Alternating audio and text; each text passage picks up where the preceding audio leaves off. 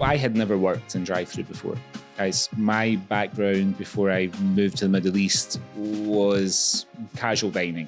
We don't measure the experience time from when you place your order. You know, that's just part of it. We measure it from the minute you join the line. Sometimes with ice cream, you sometimes get little pockets of ice and things in there. So you will never get that with our custard. And it's also the base for our milkshakes.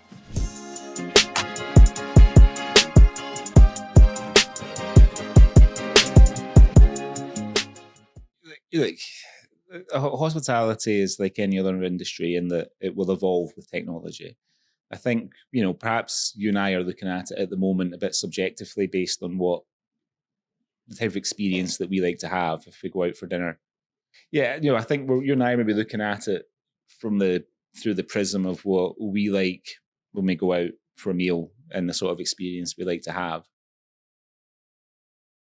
I think that technology has helped our business in a lot of ways, particularly at the back end. You know, it's given us a lot more insight into our data, our KPIs, inventory management, labor management, even, which, as I say, is not as much of a pressure point here as it is in other parts of the world. So, you know, I think and also it will evolve depending on the demand of the consumer as well. You know, like for the QSR brands, the more traditional QSR brands, like the ones you mentioned, like McDonald's and Hardee's, you know, those guys are cheaper. It's a different occasion to visit in Shake Shack or Five Guys or Pickle, one of the better burger.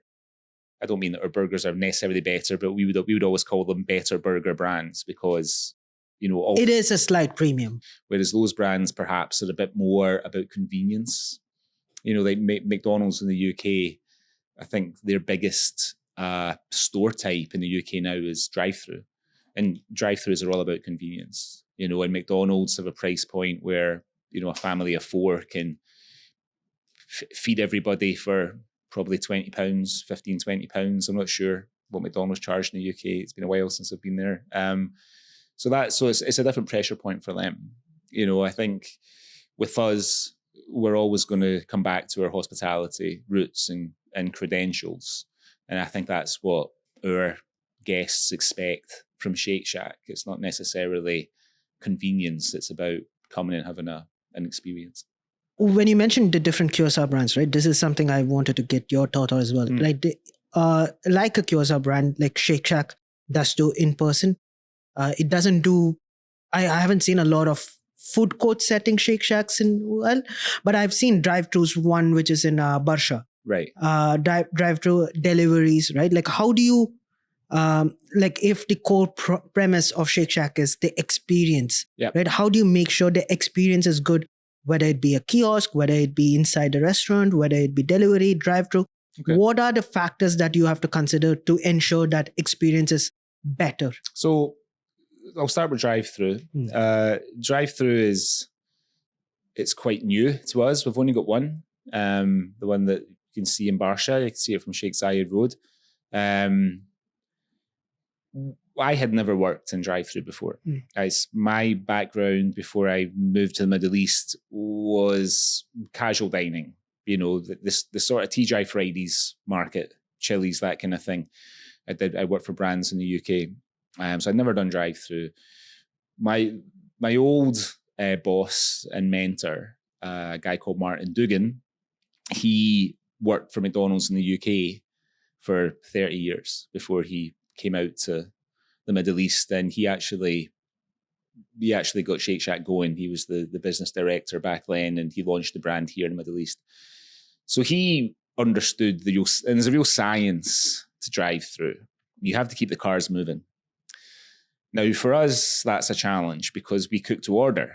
We don't hot hold, and we don't want to compromise anything. We want the guests to have as good a burger and as great a portion of fries as they would have if they were in the dining room.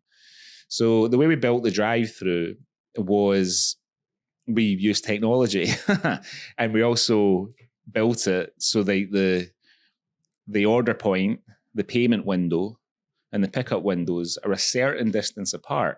So and they have to be, right? So you keep moving.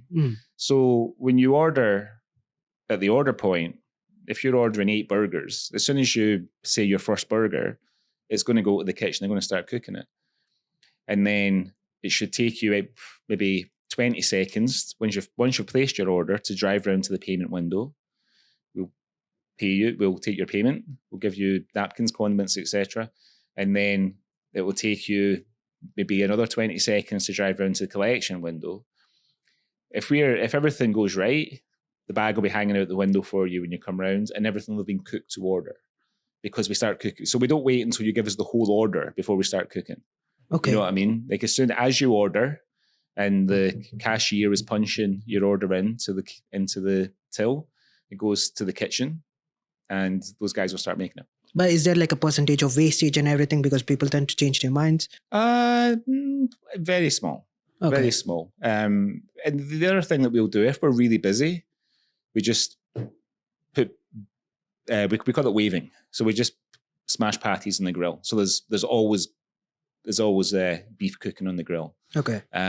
If we're really busy, because we know that most orders are going to be cheeseburger based, whether it's a shack burger, smoke shack, or the LTO.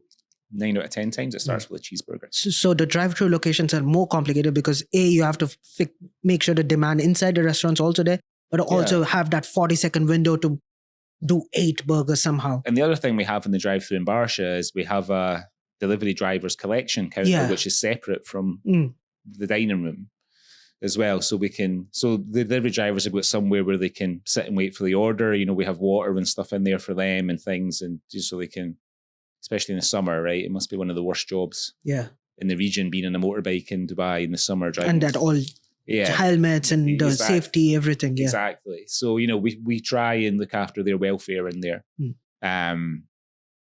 But we had to use technology for the drive-thru. We've got really, really good technology with the digital menus. We can track the cars. Like, so we measure the experience time from the moment you get to a certain point in the drive. We don't measure the experience time from when you place your order. You know, that's just part of it. We measure it from the minute you join the line. So the drive-thru is something that we're moving into. The US have been doing it for about, I think they opened their first one in 2021. Okay. During the pandemic, not ideal. And they're going through the learnings and the journeys as well. You know, how do you design the kitchen? In hindsight, if we look at Barsha, we made a massive kitchen.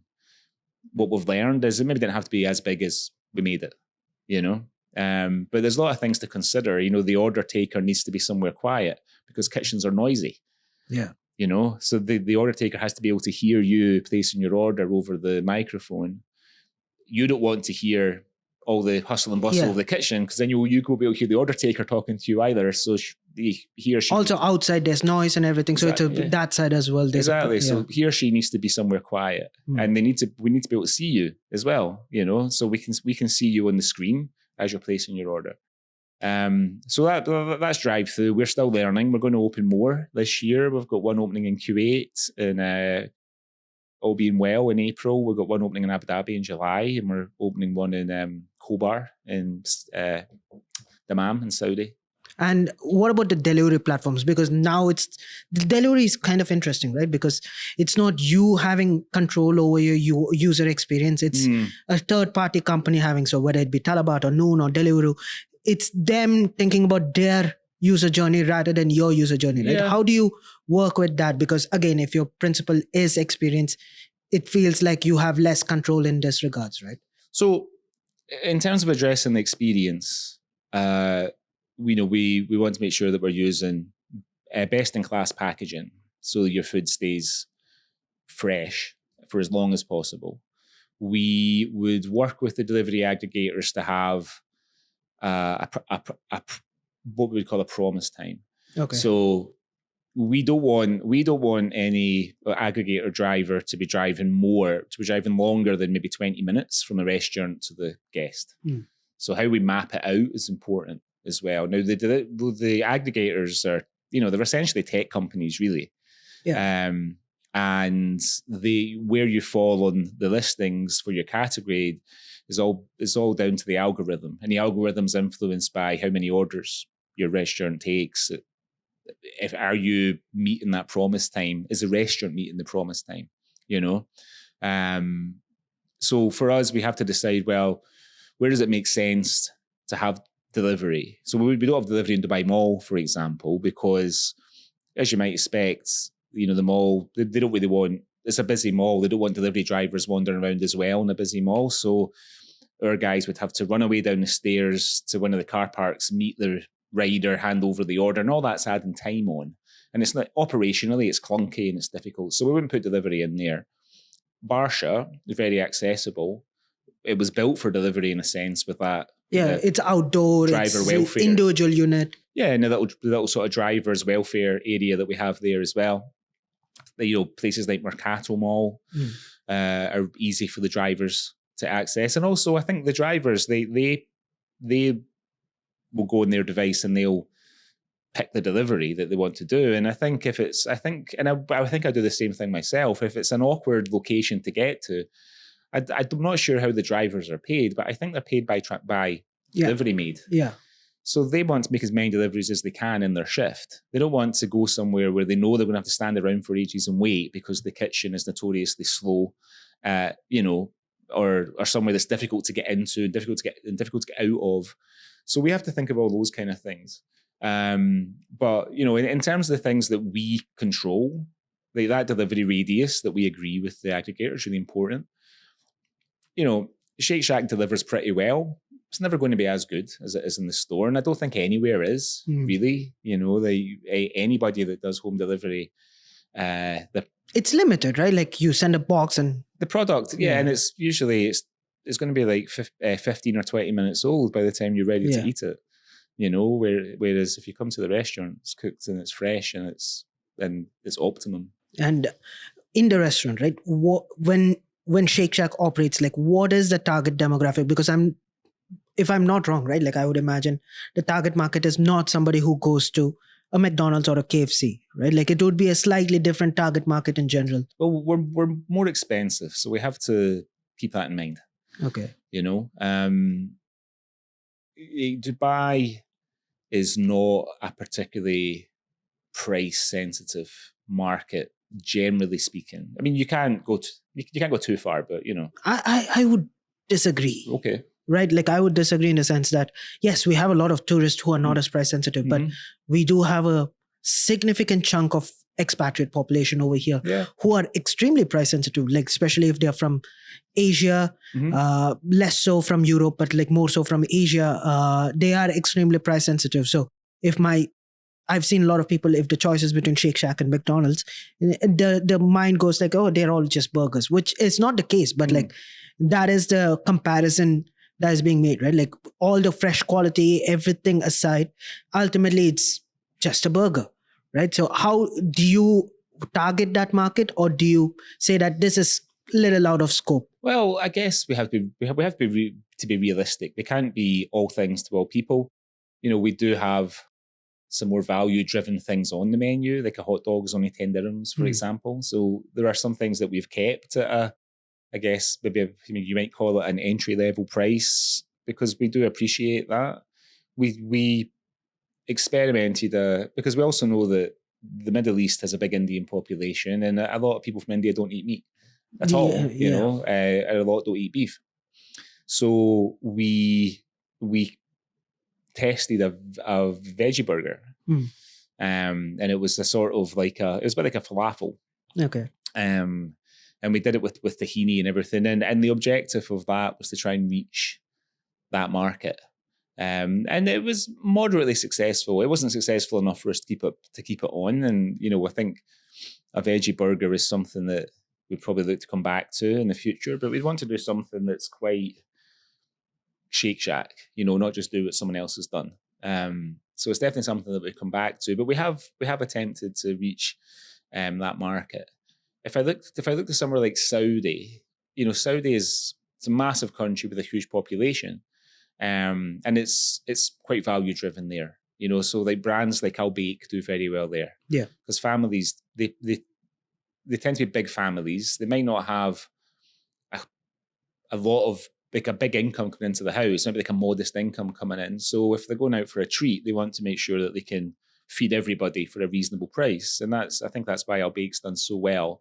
we're starting to see those guys move. Well, they opened in Dubai Mall a few years ago, and now they have so many branches. It was right. I mean, that Dubai Mall one when it opened was chock-a-block. So busy. Yeah, no. So I've been to the branch in Jeddah, Medina, Makkah. Well, that's where it came from. It came from Jeddah. Yeah, so I've been to those branches, and there are multiple branches in Jeddah, right? But the queue outside the Al Baik store in Jeddah is incredible, because this is not a brand new thing. Like in Dubai Mall, it was like so much population stocking up. It's new. It has a hype around it. Makes sense. But they've been operating in Jeddah for quite a while, and you can't, they literally have no dining options inside. Yeah. It's just parcels. It's QSR in its kind of purest form. But I think in Jeddah, there's a lot of people. It's also like one more piece of information is that they have roast chicken in Jeddah, right? And there is an Al Baik next to the mosque in Makkah, and they don't serve roast chicken because the queue is unmanageable. So they only exclusively just do nuggets. Yeah, well, I mean, that's the thing. I think when it comes to Jeddah, everybody who's making their pilgrimage to Mecca for Hajj, are going through that airport and going through, and you can get the train from the airport now to Medina, right? Yeah. So, and I know that often it's a once, they might be coming from perhaps quite a poor background. This is like a once in a lifetime, and it's it's kind of tour operated, and they're very much on a budget. And I think Al Baik is a great option for those guys when they visit. But for us, it is a challenging market for us. Saudi, it's actually doing a lot better for us over the last year and a half. The other thing in Saudi is there's a nationalization initiative. So about 40% of our team are nationals there, which is great, because sometimes, these might be young people who are working for the first time. And we often have part-timers there who are studying, and we try to make it, not just in Saudi, but part of our branding is to make it really inclusive for everybody. And we recognize that our teams are almost exclusively expats, thousands of miles away from their homes. We've got ladies who work for us who have children back in their own countries, and they see them once a year. And so it's important to make people feel included and feel like they're part of something, and it's more than just somewhere to work, we work really. In fact, we've got our 2025 awards on Monday at the Millennium Hotel in Barsha, and we've flown all the restaurant managers from all our different countries in for that. And the guys we're taking them to Global Village tomorrow night, and then after the awards, we're taking them for a meal on a dhow boat around the marina and things. And for some of these guys, they haven't been to Dubai before, and it's a nice thing to be able to do. It's important. But come back to what you said earlier. Like, we can't be all things to everybody. Our average transaction is higher than a traditional QSR. We don't try to compete. We don't try to steal guests from McDonald's or Hardee's or these other QSR brands, because it's not our objective. We're a different type of business. We look the same.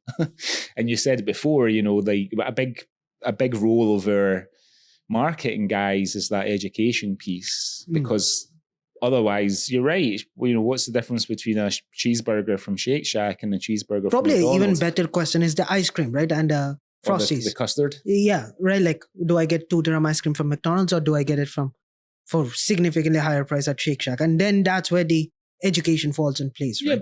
Well, exactly. And that's the job of our marketing guys and our advertising guys. Like, we did a big campaign last year, and the US guys actually did a campaign which they went on the TV for the first time, and it was called the Worth It campaign, and it was all about educating about the equity, like the quality of the beef, the everything being prepared to order, the quality of the potatoes for the fries, like all the love and soul that goes into preparing their food. And we did a version of it here at the beginning of 2025, and it was popular, and I think it was also timely, because we'd been around for a long time. When we first launched, all our marketing was about this is why it's worth paying a bit more to come to Shake Shack.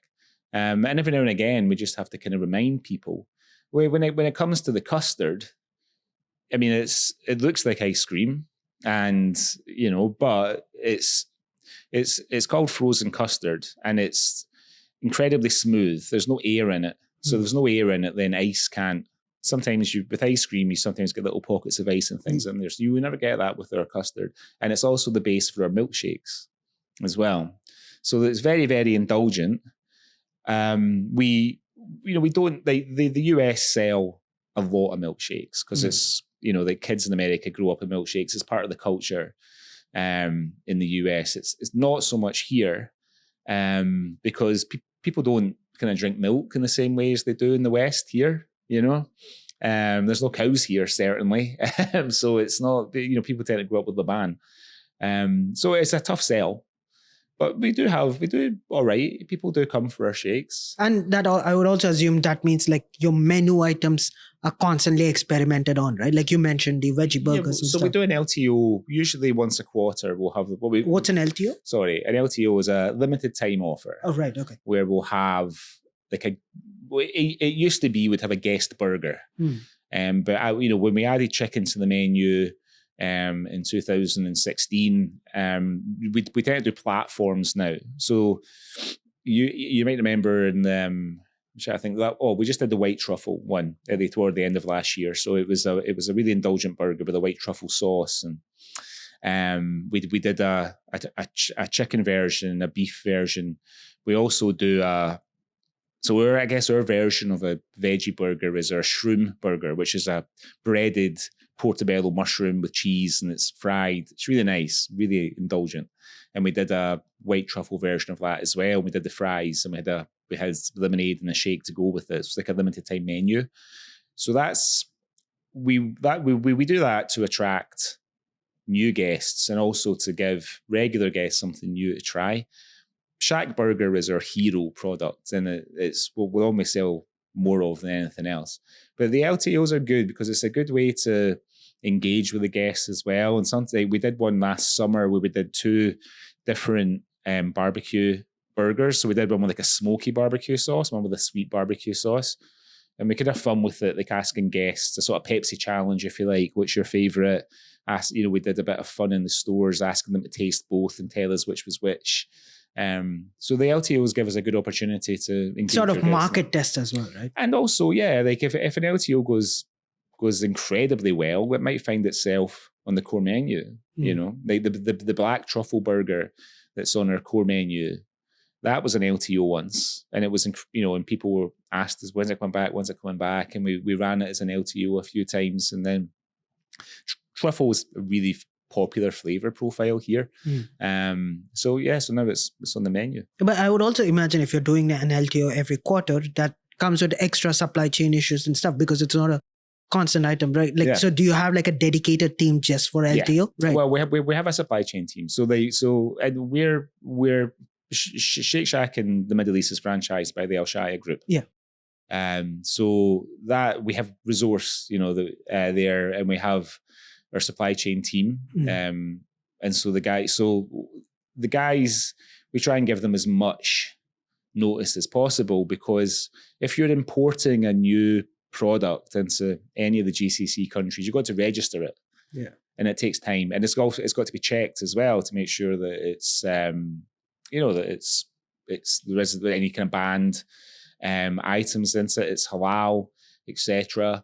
So it all takes time. And then you've got MOQs as well. So, and there's a margin to meet. So you don't want to be like air flying in like a small portion of something, because that's expensive, right? So we try to work with a host brand to do LTOs. Well, if you're doing it like every quarter, available. like that means like how far ahead do you have to plan for? We'll plan it a year in advance. So like our culinary calendar for this year, our LTO calendar is locked in right up until the end of the year. Oh, wow. Okay. It has to be. If sometimes we get lucky and the ingredients we need are available locally. I don't think we've ever been so lucky that the ingredients that we've needed have been available locally in every single country. It's usually here is a little easier, I would say, because it's smaller. It's massive.